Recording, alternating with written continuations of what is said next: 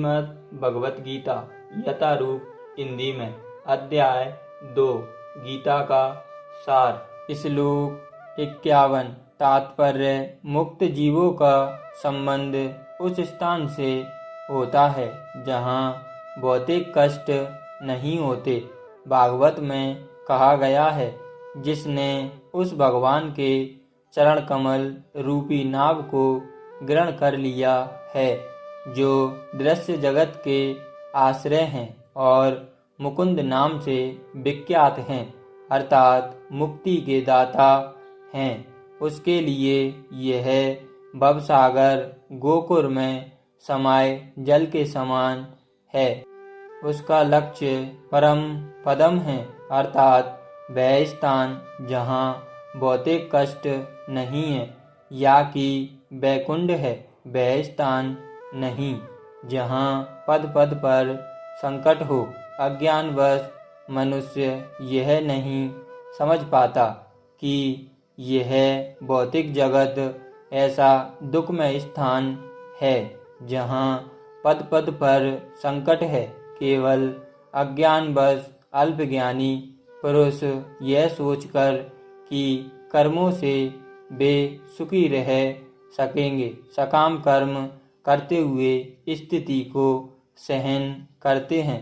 उन्हें यह ज्ञात नहीं है कि इस संसार में कहीं भी कोई भी शरीर दुखों से रहित नहीं है।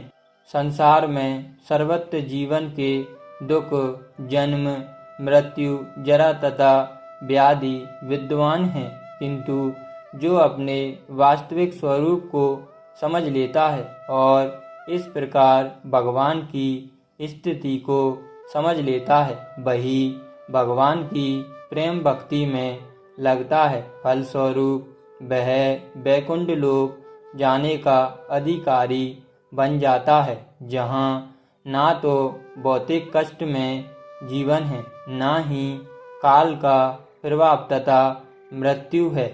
अपने स्वरूप को जानने का अर्थ है भगवान की अलौकिक स्थिति को भी जान लेना। जो ब्रह्मवश या सोचता है कि जीव की स्थिति तथा भगवान की स्थिति एक समान है, उसे समझो कि वह अंधकार में है और स्वयं भगवत भक्ति करने में असमर्थ है।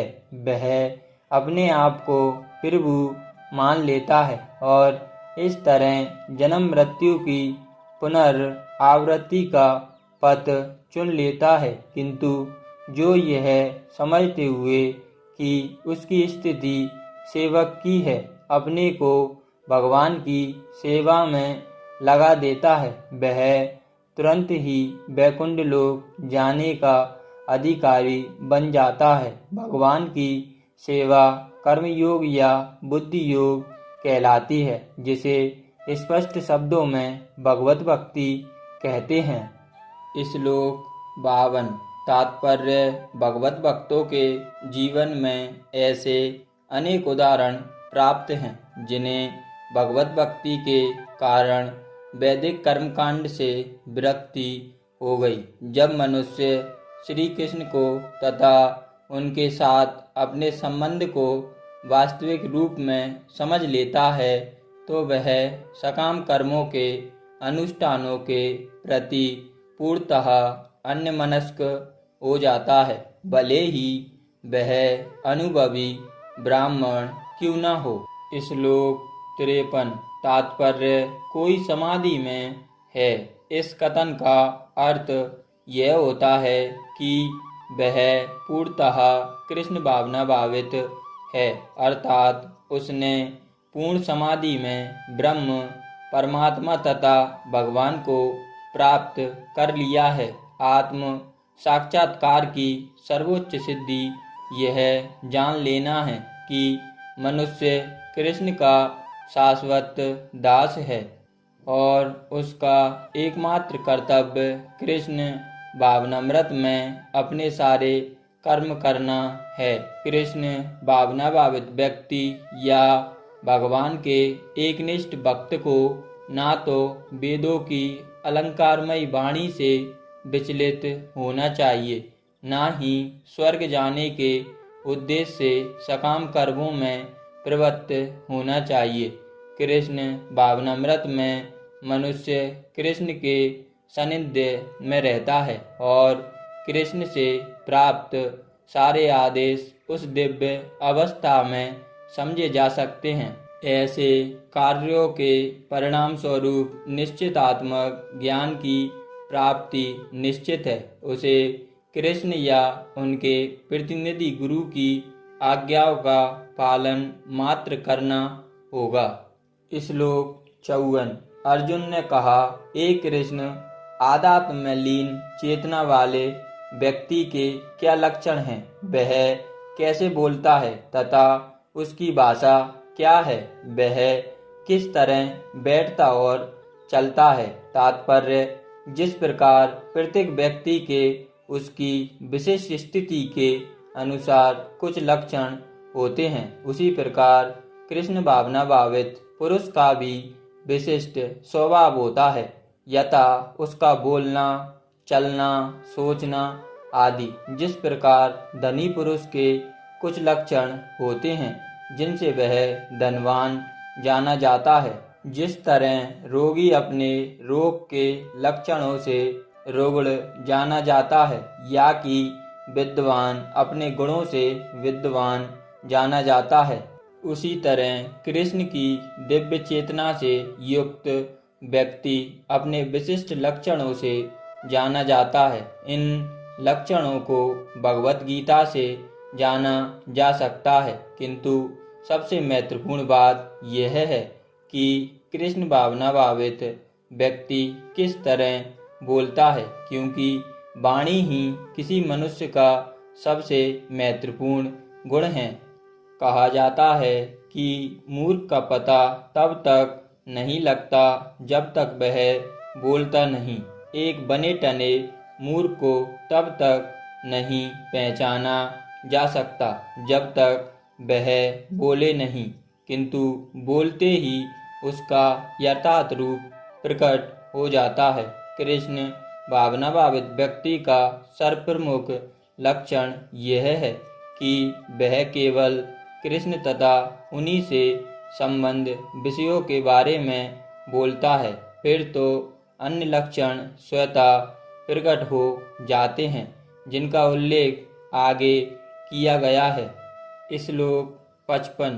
श्री भगवान ने कहा, हे पार्थ, जब मनुष्य मनोधर्म से उत्पन्न होने वाली इंद्रिय तृप्ति की समस्त कामनाओं का परित्याग कर देता है और जब इस तरह से विशुद्ध हुआ उसका मन आत्मा में संतोष प्राप्त करता है, तो वह विशुद्ध दिव्य चेतना को प्राप्त कहा जाता है।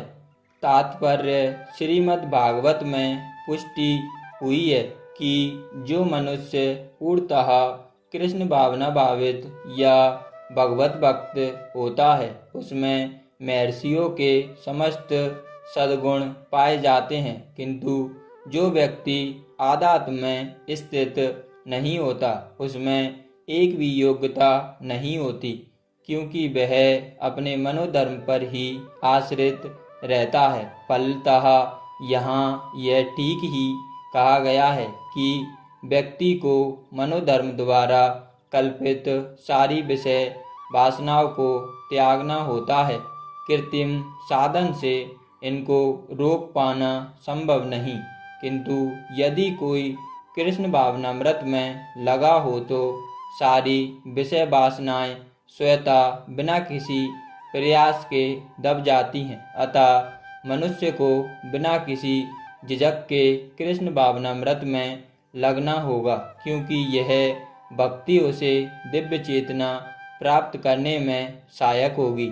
अत्यधिक उन्नत जीवात्मा अपने आप को परमेश्वर का शाश्वत दास मानकर आत्मतुष्ट रहता है। ऐसे आध्यात्मिक पुरुष के पास भौतिकता से उत्पन्न एक भी विषय वासना पटक नहीं पाती। वह अपने को निरंतर भगवान का सेवक मानते हुए सहज रूप से सदैव प्रसन्न रहता है।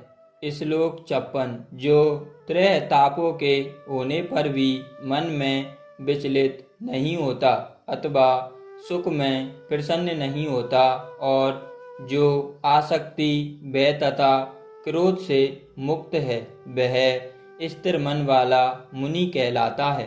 तात्पर्य मुनि शब्द का अर्थ है वह जो शुष्क चिंतन के लिए मन को अनेक प्रकार से अद्वलित करे किंतु किसी तथ्य पर न पहुंच सके।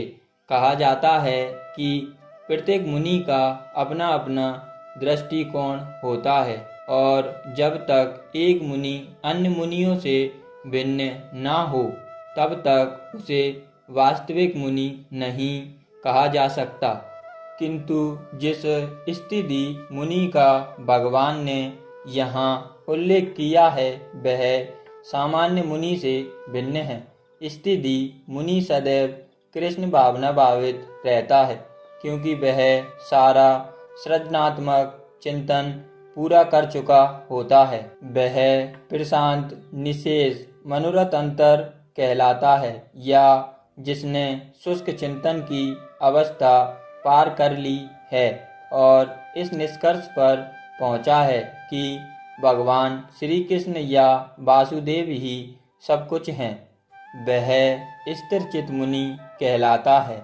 ऐसे कृष्ण भावना भावित व्यक्ति तीनों तपों के संघात से तनिक भी विचलित नहीं होता क्योंकि वह इन कष्टों को भगवत कृपा के रूप में लेता है और पूर्व पापों के कारण अपने को अधिक कष्ट के लिए योग्य मानता है और वह देखता है कि उसके सारे दुख भगवत कृपा से रचमात्र रह जाते हैं। इसी प्रकार जब वह सुखी होता है तो अपने को सुख के लिए अयोग्य मानकर इसका भी श्रेय भगवान को देता है।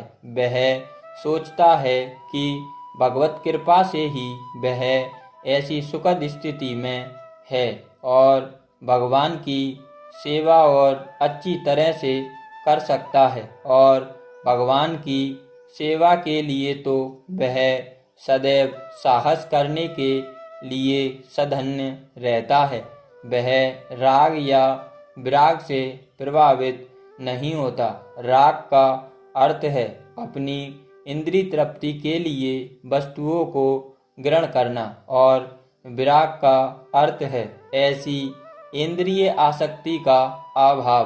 किंतु कृष्ण भावनामृत में स्थिर व्यक्ति में न राग होता है न विराग क्योंकि उसका पूरा जीवन ही भगवत सेवा में अर्पित रहता है। फलतः सारे प्रयास असफल रहने पर भी वह क्रुद्ध नहीं होता, चाहे विजय हो या ना हो। कृष्ण भावना भावित व्यक्ति अपने संकल्प का पक्का होता है। श्लोक 57।